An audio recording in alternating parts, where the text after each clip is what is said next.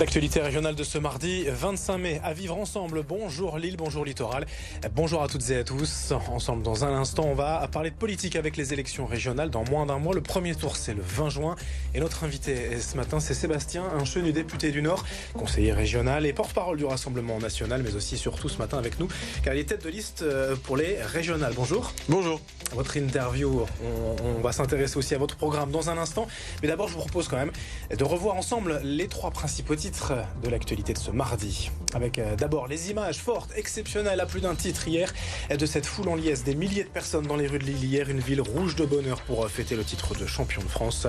On continue d'en parler tout au long de nos éditions ce matin.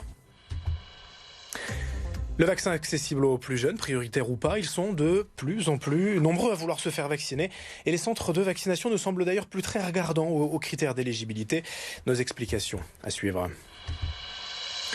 Et puis dans la région, le nombre de créations d'entreprises est en hausse, en forte hausse d'ailleurs, plus 19% de nouvelles sociétés créées au premier trimestre 2021. De nouvelles dispositions légales et la crise sanitaire ont en partie accéléré le phénomène. On continue également d'en parler ce matin.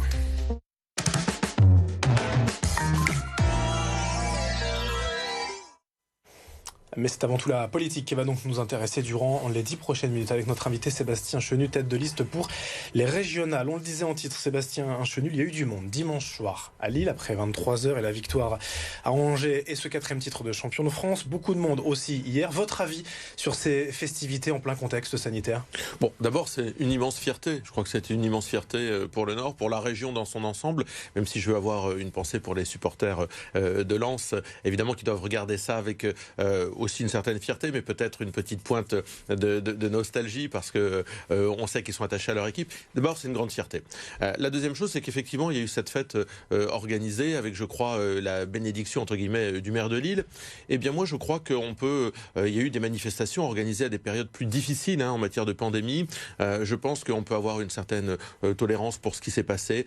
Les Français ont besoin de se retrouver autant autour d'événements forts comme cela. On va quand même pas leur en faire le procès. Puis, faut avouer que c'est tellement plus sympathique de voir les habitants du Nord fêter la victoire de leur équipe que les manifestations pro-palestiniennes le samedi dans l'île. Donc pas de remise en cause pour vous, pas de critique ou de polémique. Non, j'invite chacun à aller se faire immédiatement, évidemment, tester, s'isoler en cas de besoin. Mais je pense qu'il ne faut pas faire naître de polémique au moment où les Français retrouvent une fierté, retrouvent une cohésion, retrouvent de la joie de vivre en réalité. Notre autre titre, c'est aujourd'hui la vaccination. Alors il y a déjà le vaccin Moderna qui va arriver en ville dans les prochains jours. Et puis surtout, comme on le disait, les critères d'éligibilité s'assouplissent globalement dans les centres de vaccination. Les jeunes, prioritaires ou pas, peuvent y aller. Vous-même, vous êtes vacciné ? Oui, ça y est, je suis vacciné. Et je pense d'ailleurs qu'il faut ouvrir très largement. Je pense que dorénavant, mais nous le disions déjà il y a quelques semaines, il faut que toutes celles et tous ceux qui ont envie de se faire vacciner, toujours sur cette base du volontariat, eh bien, puissent avoir la possibilité de le faire. On rattrape plus ou moins le retard. Il reste quand même des réticents au vaccin. Comment les convaincre ?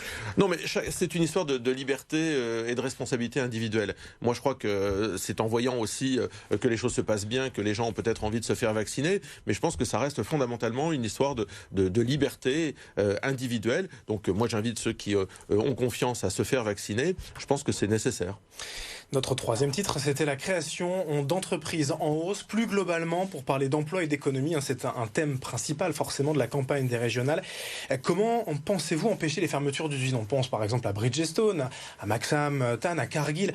Dans la région, le président de région peut avoir un rôle à jouer, un pouvoir en la matière ? Bien sûr, et c'est d'ailleurs parce qu'il ne l'a pas joué qu'aujourd'hui notre région fait partie, c'est pas moi qui le dis, c'est par exemple l'usine Nouvelle, des territoires dans lesquels il y a eu le moins d'investissement industriel. C'est là aussi où on crée le moins d'emplois au moment où la France repart un peu en matière de développement économique. Eh bien, notre région a pris du retard parce que je pense que les politiques qui ont été menées par Xavier Bertrand, qui ressemblent aux politiques menées par Emmanuel Macron en réalité, eh bien, à même politique, même absence d'effet. Moi, je crois que là où on met de l'argent public, là où la région met de l'argent public, il doit y avoir un contrat gagnant-gagnant, c'est-à-dire de l'autre côté, un maintien de l'emploi. Ça a été tout ce qui nous a différenciés pour Bridgestone, dans la façon de percevoir Bridgestone. Aujourd'hui, les ouvriers qui ont été mis à la porte de Bridgestone, ils le sont alors que la région a mis de l'argent dans Bridgestone, qui est une entreprise bénéficiaire. Il ne faut plus subventionner les entreprises qui veulent s'installer ? Non, il faut aider les entreprises à condition avec de l'argent public, à condition qu'il y ait un maintien ou de la création d'emplois.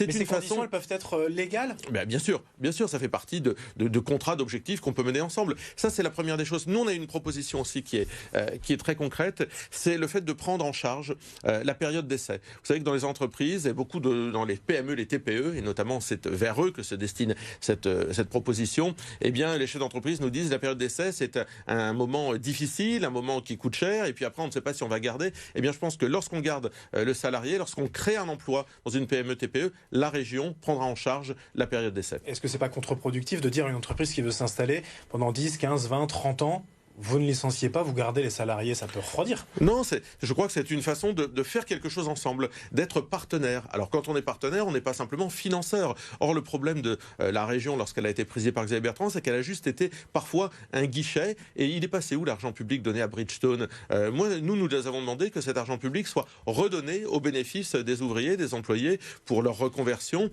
Eh bien cet argent public, aujourd'hui, Bridgestone se l'est mis dans la poche. Vous défendez notamment le localisme pour l'économie dans la région. C'est une forme de protectionnisme.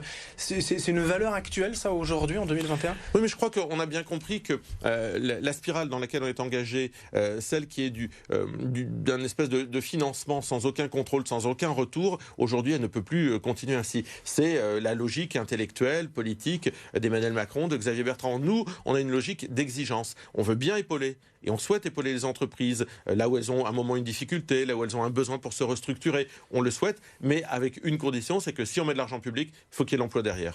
Dans les compétences de la région, ici on parle d'emploi public, il y a le ferroviaire notamment, c'est peut-être la compétence principale, le TER. Vous proposeriez peut-être des facilités, la gratuité pour les jeunes ? Comment vous imaginez ? Non, moi je ne proposerais pas la gratuité pour les jeunes. Vous savez, nous on avait proposé la gratuité par exemple pour les personnels, notamment les policiers, etc., qui prenaient les transports publics. Ça avait été refusé par Xavier Bertrand, puis quelques années après, il l'a enfin accepté. Donc je pense qu'il ne faut pas s'orienter vers un débat sur la gratuité, il faut regarder plutôt la façon dont notre région peut se structurer. Moi je crois qu'on a pris du retard. Par exemple, le réseau Express Grand Lille, un dossier qui n'a pas été ouvert, qui permettrait de desservir le bassin minier vers la métropole de Lille, pas ouvert du tout. Je pense que là, on a un chantier formidable à ouvrir. Et l'ouverture à la concurrence, bonne chose ou pas ? Non, moi je crois que la SNCF doit pouvoir continuer à être un partenaire. Je pense que la SNCF doit demeurer un partenaire. On doit être exigeant vis-à-vis de la SNCF. Il ne s'agit pas, quand on a un problème, de tout lâcher. Peut-être une compétence ou pas, c'est à vous de nous le dire, mais je pense que ça n'en est pas une clairement. L'énergie nucléaire à Gravelines, la centrale nucléaire a passé ses 40 ans, mais va être prolongée. Vous êtes plutôt pour un EPR ou l'arrêt de la centrale ? Nous, on est pour un nouvel EPR. On a toujours été pro-nucléaire parce qu'on considère que c'est une énergie propre, sécure. On considère que c'est une énergie d'avenir. Et puis de l'autre côté, puisqu'on parle d'énergie, je pense qu'il faut mettre un coup d'arrêt au développement de l'éolien. Là encore, rien n'a été fait pendant ces dernières années. Du coup, si on parle du parc éolien de Dunkerque qui vient d'être validé, vous seriez... Nous y sommes très hostiles. Nous y sommes très hostiles, absolument. Bien entendu, c'est pas une compétence directe de la région, mais je pense que la région peut avoir une voix, peut porter une voix à travers des référendums, à travers un financement des associations, un financement d'un certain nombre d'études. Oui, on peut avoir un rôle et pas rester complètement passif au développement de l'éolien dans la région. Qu'est-ce qui vous dérange dans l'éolienne ? Parce que ce n'est pas une énergie fossile quand même. Non, mais d'abord, c'est une escroquerie écologique. Elle a un coût très important, elle abîme les paysages et elle casse de l'emploi. Et elle tue de l'emploi. Par exemple, l'éolien en mer, sur les fonds marins, eh bien, vous pouvez tout de suite imaginer que demain, la pêche dans ces fonds-là, eh bien, elle ne sera plus possible. L'éolien aura tué l'activité des pêcheurs, en Picardie-Maritime notamment.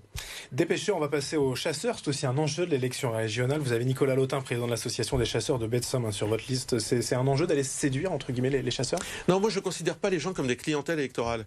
Moi je suis un homme d'équilibre. C'est-à-dire que je pense qu'on a besoin des chasseurs, on a besoin des pêcheurs, parce que là aussi, en matière de protection de l'environnement, en matière d'entretien des zones humides, etc., ils ont un rôle à jouer. Moi, j'ai pas envie de leur donner un sucre comme ça a été fait pendant ces dernières années, puis on s'est aperçu que le sucre, qui était en fait un radar ornithologique, n'a pas fonctionné, n'a pas donné de résultat, et que la région a donné 200 000 € comme ça, les yeux fermés. Moi, j'ai envie que ce soit des partenaires pour le développement de l'écosystème, le développement de la biodiversité de notre région. Les chasseurs, les pêcheurs sont des partenaires. C'est pour ça qu'ils ont mon soutien. Merci Sébastien Chenu, tête de liste du Rassemblement national pour les élections régionales, d'avoir été avec nous. Vous reviendrez forcément pour l'émission politique dans quelques semaines pour détailler encore un peu plus votre programme. Merci. Merci.